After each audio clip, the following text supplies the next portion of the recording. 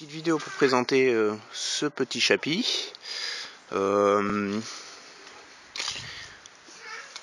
Donc il a bien sa plaque, il n'y a pas de problème là-dessus.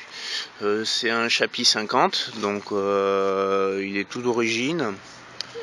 Donc niveau mécanique, il n'y a rien de bricolé, donc il va à la vitesse d'un chapitre d'origine. Donc que vous dire, il y a une selle qui est neuve. Donc bon, c'est de la vraie couture, c'est fait chez un sellier. C'est pas mal fait du tout, hein.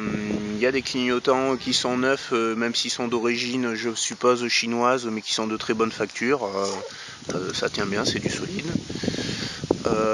Les chromes à l'arrière sont en état assez correct. Le pot est neuf. Alors neuf, il y a quand même des petites traces d'usure, mais c'est un pot qui n'a pas couru 500 km. Hein. Donc il est très récent. Alors le petit problème actuellement, c'est que j'ai pas la barre de cale-pied, donc j'ai soudé une petite barre là-dessous.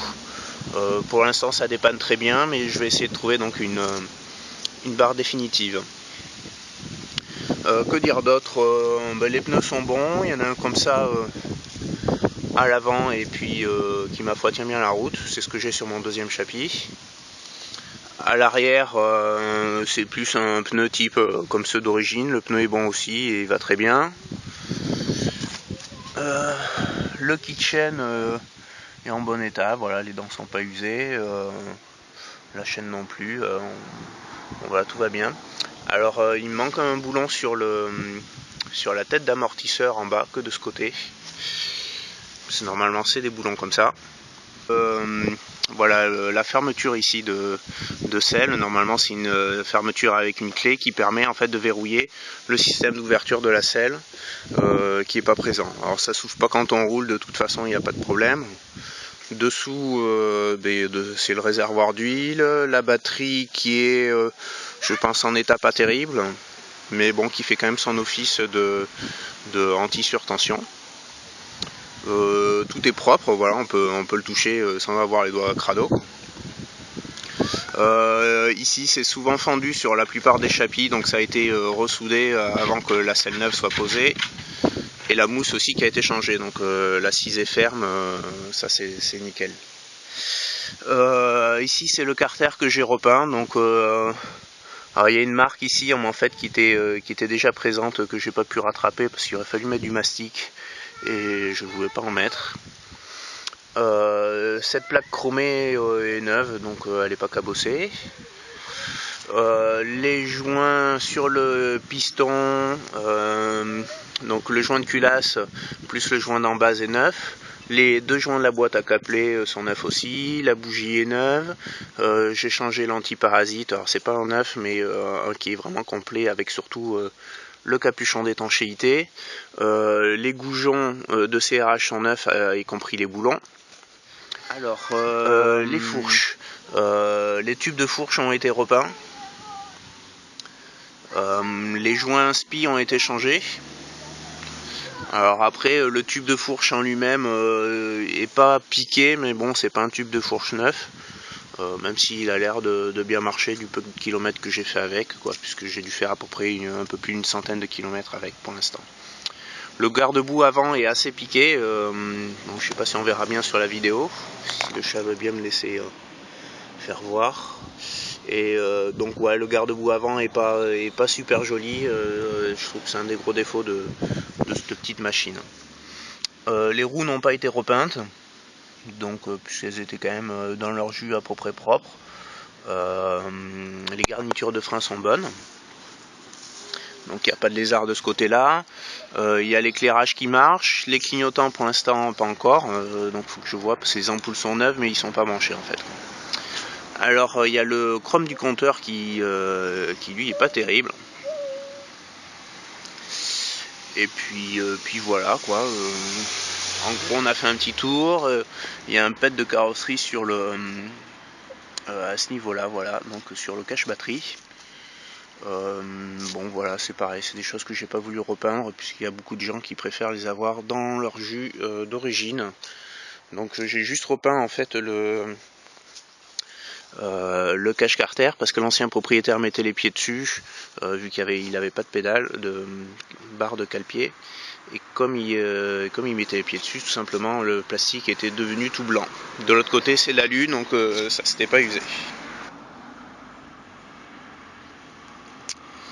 Alors donc ce petit chapitre où j'en étais, oui, il manque encore un rétroviseur, c'est quand même indispensable.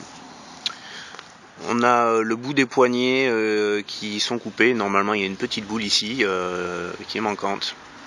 Des deux côtés, je ne sais pas pourquoi.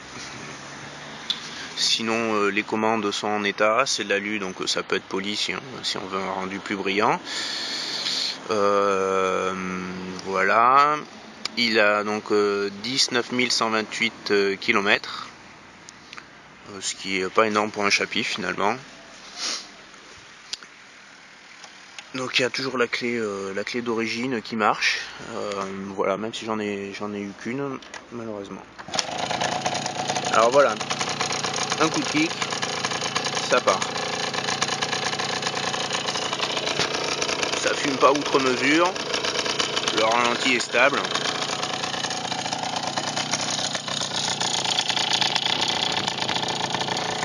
Voilà, il tremblote pas beaucoup, il roule vraiment très bien.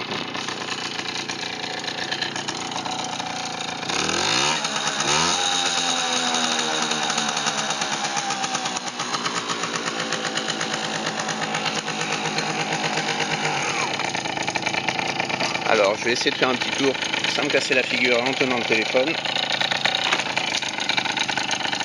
Ce serait dommage que je me casse la figure.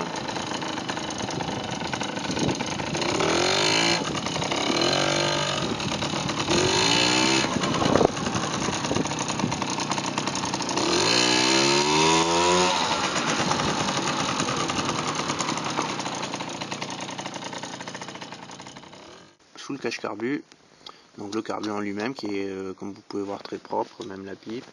En dessous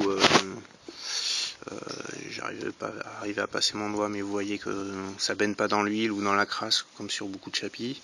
On a cette durite qui est neuve. J'ai rajouté ici un filtre à essence carton de moto qui permet d'avoir une meilleure filtration que le filtre à essence d'origine qui est dans le robinet, qui a été quand même complètement démonté, renettoyé. Tous les durites sont bonnes. Alors si, comme sur tous les chapis qui ont un certain âge, on a cette grosse durite, le manchon en fait qui va du filtre à air au carbu qui est un peu sec, et donc je sais pas si on aperçoit, il est un peu court. Ben voilà, c'est le défaut de tous les manchons, de tous les chapis. Mais ceci dit, il est quand même étanche, donc tout va bien. Le filtre à air à l'intérieur de la boîte à air est neuf également. Les câbles sont quand même en bon état. Je crois qu'il y en avait juste un qui avait un petit peu souffert, et je crois que c'est ce câble de frein là qui a... Alors il n'est pas détoronné, on va pas trop voir sur la vidéo, il n'est pas détoronné, mais on voit qu'il y a des torons qui ont quand même un peu été détendus à une époque. Ceci dit, il marche très bien et je pense qu'il n'est pas prêt de péter, il n'y a pas de risque à ce niveau là. Voilà.